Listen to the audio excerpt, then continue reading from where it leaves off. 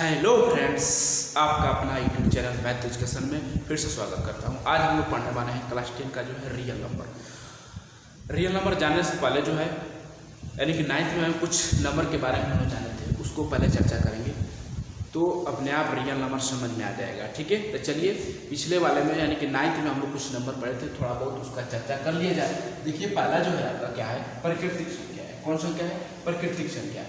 और प्राकृतिक संख्या क्या होता है आपका?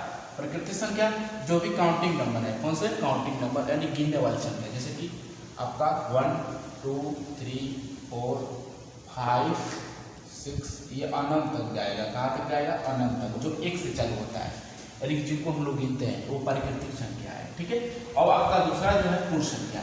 पूर्ण संख्या हम लोग 0 से चालू करते हैं। 0 1 2 3 4 5 6 ये भी अनंत तक जाता है। बात समझ में आ रहा है? यानी कि प्राकृतिक संख्या में 0 शामिल करते तो वो पूर्ण संख्या बन जाता है। बात समझ में आया?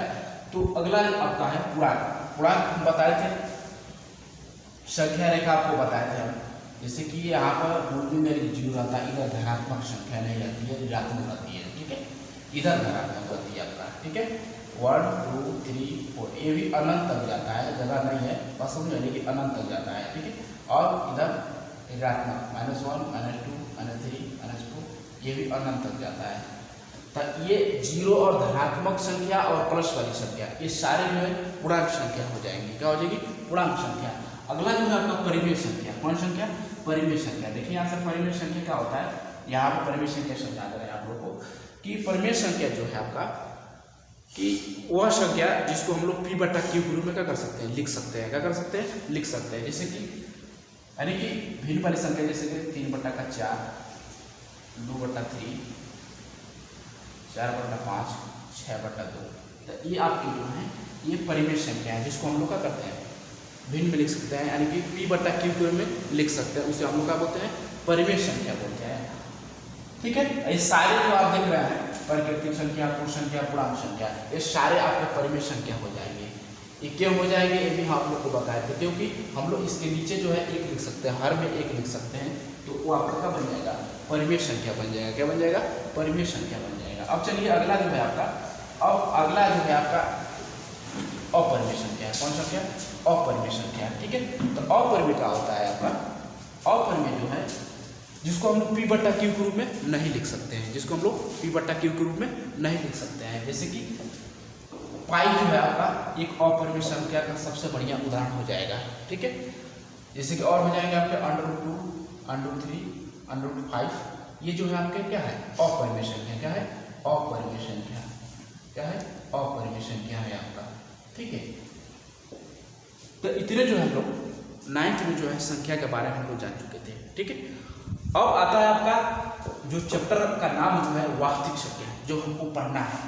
ठीक है, तो वास्तविक संख्या क्या होता है अब आपको क्लियर हो जाएगा कि वास्तविक संख्या क्या होता है। देखिए वास्तविक संख्या क्या हो जाता है, जैसे कि आप सारे नंबर आप पढ़े हैं, जैसे कि प्राकृतिक संख्या पढ़े हैं, पूर्ण संख्या पढ़े हैं, परिमेय संख्या पढ़े हैं। ठीक है, तो ये जितने नंबर आप देख रहे हैं ये सारे जो है वास्तविक संख्या हो जाएगा। क्या हो जाएगा?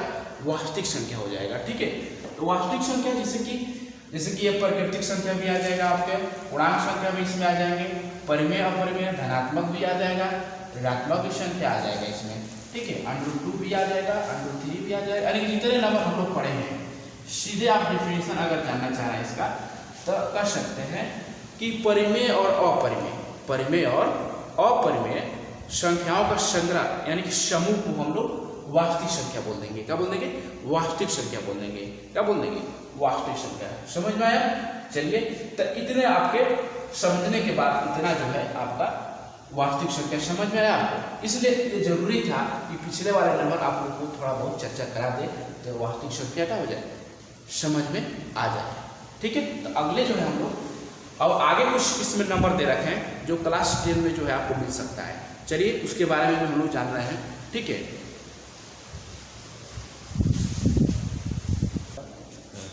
ठीक है, तो कुछ नंबर और इस चैप्टर में मिलेंगे, जैसे कि मान लीजिए आप पढ़ते आ रहे हैं। पहला जो है सम संख्या। कौन संख्या? सम संख्या। ठीक है, सम संख्या। और क्या आता है? विषम संख्या। विषम संख्या, ठीक है। इसको सम संख्या को इवेन नंबर, इवेन नंबर बोलते हैं हम लोग, ठीक है। विषम को हम लोग ओड नंबर बोलते हैं। और अन्य संख्याएं मिल सकती है, अभाज्य संख्या जो आपको और से इस चैप्टर में मिलेगा, अभाज्य संख्या, ठीक है। अभाज्य संख्या जो है इसको हम लोग बोलते हैं प्राइम नंबर, PRI, यहाँ पे प्राइम नंबर, ठीक है। और उसके बाद आपका आता है भाज्य संख्या। ये दोनों जो है इसमें थोड़ा बहुत चर्चा है, प्रश्न भी ये आएंगे, ठीक है। अब जो है भाज्य संख्या का होता है कॉम्पोजाइट नंबर बोलते हैं इंग्लिश में इसको, COMPOSITE, कॉम्पोजाइट नंबर, ठीक है। इसको हम बोलते हैं कॉम्पोजाइट नंबर। और एक आता है आपका सअभाज्य संख्या। ये भी सअभाज्य संख्या जो है इसमें भी आएगा सअभाज्य संख्या, अभाज्य संख्या, ठीक है। उसको हम लोग बोलते हैं कोप्राइम नंबर बोलते हैं हम लोग, ठीक है। कोप्राइम नंबर बोलते हैं, ठीक है। तो उसके अलावा जो है इस चैप्टर में जो है आपका ये भी संख्या आपको मिलेंगे। ये तो आपको फिक्स है कि मिलेगा अभाज्य संख्या, भाज्य संख्या और सअभाज्य संख्या, ठीक है। और सम और विषम जो है आप जान रहे हैं, बचपन से ही पढ़ते आ रहे हैं, ठीक है। तो देखिए क्या होता है आपका सम संख्या क्या होता है। सम संख्या जो है कि जो दो से क्या हो जाए पूरी पूरी कट जाए, क्या हो जाए, दो से पूरी पूरी क्या हो जाए कट जाए। जैसे कि 2, 4, 6, 8, 10, 12, ठीक है। ये भी आपका अनंत तक चला जाएगा, ठीक है। तो ये सम संख्या यानी कि जो दो से क्या हो जाए पूरी पूरी विभाजित हो जाए, उसे हम लोग क्या बोलते हैं सम संख्या बोलते हैं। अब आइए विषम संख्या क्या होता है आपका। विषम संख्या जो है जो दो से ना कटे, जैसे विषम संख्या 1 से 1 भी आ जाएगा विषम, 3, 9, 11, ठीक है, 5, ठीक है।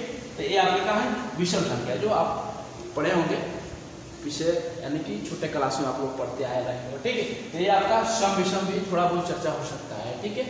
और जो है आपका अब देखिए अभाज्य संख्या जो है, अभाज्य संख्या क्या होता है। अभाज्य संख्या आपका जो है देखिए यहाँ से अभाज्य संख्या, अभाज्य संख्या यहाँ पर लिख रहे हैं, जगह नहीं है यहाँ पर, अभाज्य संख्या, ठीक है। अभाज्य संख्या समझिए, अभाज्य संख्या बहुत ही अच्छा है। देखिए अभाज्य संख्या जो है वह संख्या जो स्वयं से और एक से क्या हो जाए पूरी पूरी क्या हो जाए विभाजित हो जाए, यानी कि एक से और स्वयं से क्या हो जाए कट जाए, उसे हम क्या बोलते हैं अभाज्य संख्या बोलते हैं। एक से और स्वयं से, यानी कि इसको लिख रहे हैं वह संख्या जो एक से और स्वयं से कट जाए या पूरी पूरी विभाजित हो जाए, बस समझ में आ रहा है, उसे हम लोग अभाज्य संख्या बोलते हैं, ठीक है। वह संख्या जो एक से और स्वयं से पूरी पूरी क्या हो जाए विभाजित हो जाए या कट जाए, बस समझ आए। एक और स्वयं से कटेगा, बस समझ में आया। देखिए जैसे कि स्वयं का मतलब खुद से अपने आप से, जैसे फिल्म आप लोग देखते होंगे कि कई लोग क्या होते हैं स्वयं को गोली मार लेते हैं, ठीक है। क्या होता है स्वयं को गोली मार लेते हैं, उसी तरह खुद से कट जाएगा, अपने आप से कट जाएगा, ठीक है, खुद से। जैसे कि आपका एग्जाम्पल में समझ में आएगा, जैसे देखिए यहाँ से 11 एक से कटेगा और स्वयं से यानी कि 11 से कट जाएगा, ठीक है। तो 11 आपका क्या हो जाएगा अभाज्य संख्या हो जाएगा। 2 भी आपके अभाज्य संख्या हो जाएगी, क्योंकि 2 से कटेगा और 1 से कटेगा, स्वयं से कट रहा है और 1 से कट रहा है। और उदाहरण समझ लीजिए, और जो है आपका जैसे मान लीजिए 13 भी जो है 1 से कटेगा और स्वयं से कटेगा, तो ये जो है आपकी अभाज्य संख्या हो जाएगी। जैसे 11, 2, 13 और जो है तमाम आपके 17, ठीक है, 19, ये सब का है अभाज्य संख्या है जो 1 से और स्वयं से कट जाए। बात समझ में आया, आशा है कि समझ में आया। अगला देखिए आपका, अगला जो है आपका भाज्य संख्या, अभाज्य हो गया। अब देखिए भाज्य संख्या क्या होता है। देखिए अगर ये आपको समझ में नहीं होगा तो सीधे एक और इसका डिफिनेशन दे सकते हैं अभाज्य का। अभाज्य का जो है आप एक और डिफिनेशन दे सकते हैं कि वह संख्या वह संख्या, ठीक है, वह संख्या जो चाहे जिसका केवल 2 गुणनखंड हो, क्या हो, 2 गुणनखंड हो, जिसका केवल 2 गुणनखंड हो। वह समझ में ऐसी संख्या है जिसका केवल 2 गुणनखंड हो, उसे हम लोग अभाज्य संख्या बोलते हैं। ये भी आप डेफिनेशन दे सकते हैं कि वह संख्या है जिसके केवल 2 ही गुणनखंड हो, यानी कि मतलब 2 ही संख्या से ही कटे जो संख्या हम लोग ले रहे हैं। जैसे 11 अभी बताए हैं, 11 मान लीजिए इसके 2 गुणनखंड, यानी कि 1 कट रहा है और आपका 11, 1 से कट रहा है और 11 का 2 गुणनखंड हो रहा है, यानी कि 1 कट रहा है इसको और 11 कट रहा है। बस समझ में, जिसके केवल 2 ही गुणनखंड हो उसे हम लोग क्या बोलते हैं, अभाज्य संख्या बोलते हैं। ठीक है, समझ में आया। चलिए, या तो पहला वाला डेफिनेशन हम बताए हैं वह, नहीं तो यह आप देख सकते हैं। पहला वाला डेफिनेशन ये बताए हैं, एक बार और रिपीट करते रहें कि वह संख्या जो 1 से और स्वयं से पूरी का हो जाए, विभाजित हो जाए, उसे हम लोग अभाज्य संख्या बोलते हैं। ठीक है, अभाज्य संख्या। उसी प्रकार एक और डेफिनेशन दे सकते हैं कि वह संख्या जिसके केवल 2 ही गुणनखंड हो, का हो, किसके केवल 2 ही गुणनखंड हो, उसे हम लोग अभाज्य संख्या बोलते हैं। अब चलिए, आपका भाज्य संख्या क्या होता है। भाज्य संख्या देखिए क्या होता है, देखिए भाज्य संख्या आपका, देखिए क्या होता है भाज्य संख्या। स्वयं वह संख्या जो 1 से और स्वयं के अतिरिक्त अन्य संख्याओं से पूरी का हो जाए, विभाजित हो जाए या कट जाए, पूरी विभाजित हो जाए या कट जाए, विभाजित हो जाए। बात समझ में आ रहा है। ठीक है, कि वह संख्या जो 1 से और स्वयं के अतिरिक्त, मतलब 1 से भी कटेगा और स्वयं से भी कटेगा, उसके साथ अन्य संख्याओं से भी क्या होगा, वो कटेगा। जैसे कि उदाहरण में समझ में आया, जैसे 12 है, तो 12 को कौन कट सकता है, 1 तो 1 कटेगा, 2 भी कटेगा, ठीक है, 3 कटेगा, 4 कटेगा और 12 कटेगा। तो इसके क्या हो रहा है आपके, ये इतने संख्या काट रहे हैं आपके। ठीक है, उसमें क्या था, केवल 2 ही, इसमें जो है 1 से अधिक हो रहा है। बस समझ में आ रहा है। तो 12 को जो है 1 और स्वयं के अतिरिक्त अन्य संख्याओं से क्या हो रहा है, पूरी विभाजित हो जा रहा है। या एक डेफिनेशन और दे सकते हैं कि वह संख्या जिसके 1 से अधिक गुणनखंड हो, का हो, 1 से अधिक गुणनखंड हो, यानी कि 1 से अधिक गुणनखंड मतलब कि 1 से अधिक उस संख्या को काटेगा। जैसे 12 है तो मान लो 1 कट रहा है, 2 कट रहा है, 3 कट रहा है, 4 कट रहा है, 5 कट रहा है। ठीक है, 5 नहीं, सॉरी 12 कट रहा है। बस समझ में आ रहा है। तो 1 से अधिक संख्या क्या हो रहा है, इसको काट रही है। ठीक है, तो आपका जो है समझ में आया होगा और अभाज्य भी समझ लिए। ठीक है, तो अब चलते हैं हम लोग लास्ट जो नंबर है आपका अभाज्य संख्या, अभाज्य, ठीक है, संख्या। अब देखिए अभाज्य संख्या क्या होता है। अभाज्य संख्या जो है कि ऐसी दो संख्या जिसका मौसा का हो 1 हो, मतलब ऐसी 2 संख्या हम लोग लें, उसका मौसा जब हम लोग निकालें तो क्या है, 1 आना चाहिए, क्या आना चाहिए, 1 आना चाहिए। देखिए आपका इसको हम लिख दे रहे हैं कि ऐसी दो संख्या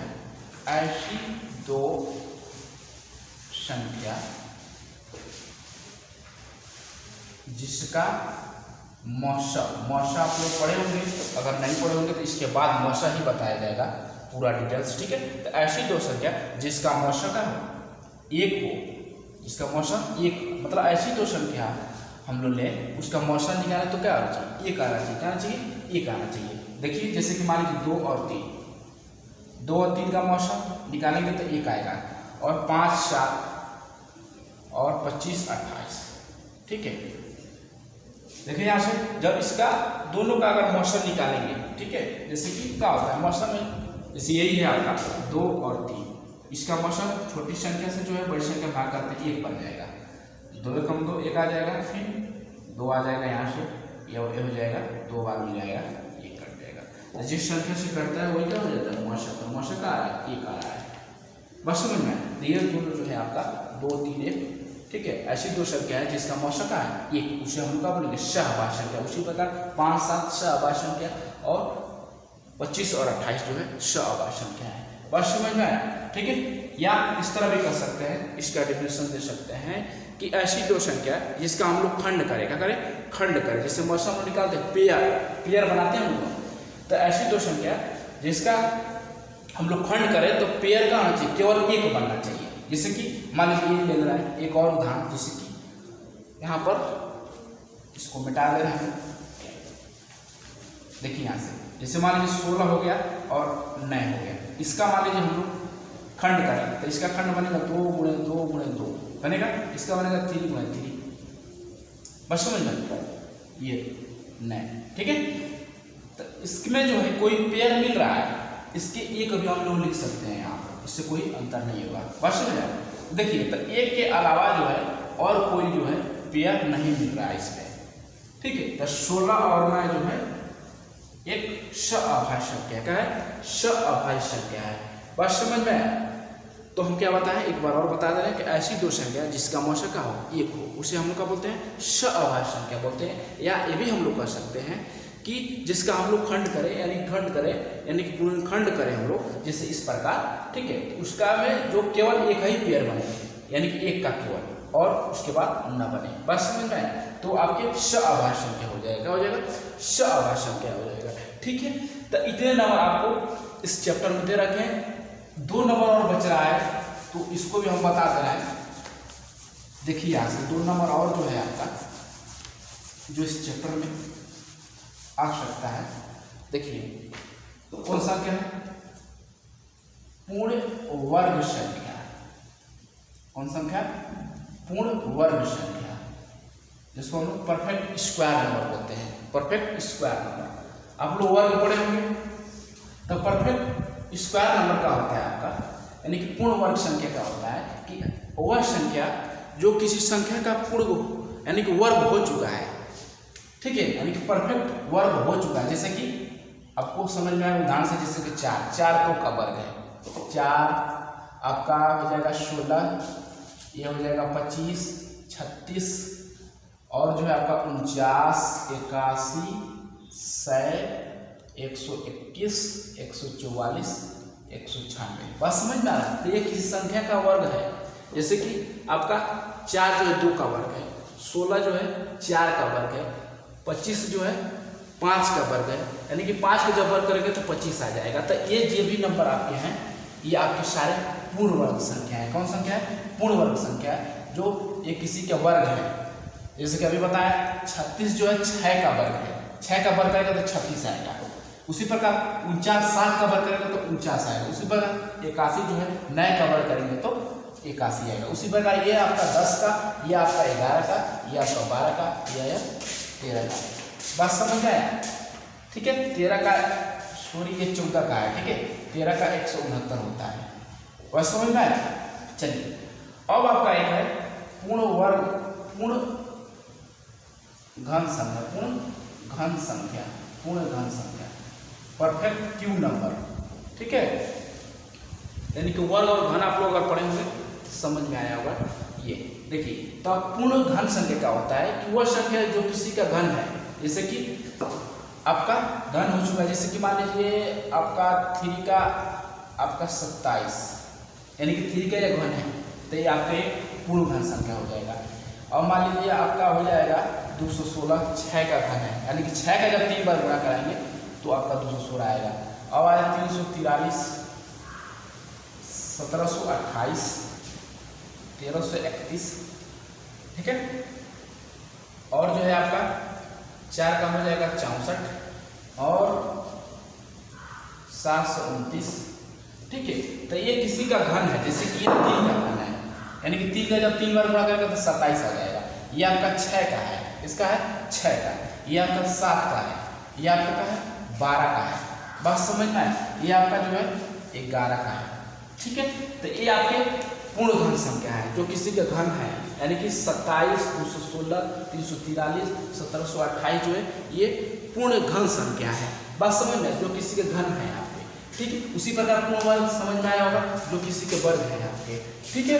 तो पूर्ण वर्ग संख्या और पूर्ण धन संख्या, आशा है कि समझ में आया होगा। तो इतने नंबर जो है आपके इस चैप्टर में, यानी कि रियल नंबर आपका जो पहला चैप्टर 10 में है इसमें दे रखे हैं, ठीक है। तो आज के लिए इतने, आगे जो हम लोग देखेंगे क्या पढ़ना हम लोग को, उसके बाद हम लोग एचसीएफ और एलसीएम के बारे में थोड़ा बहुत जान लेंगे, ठीक है। चलिए।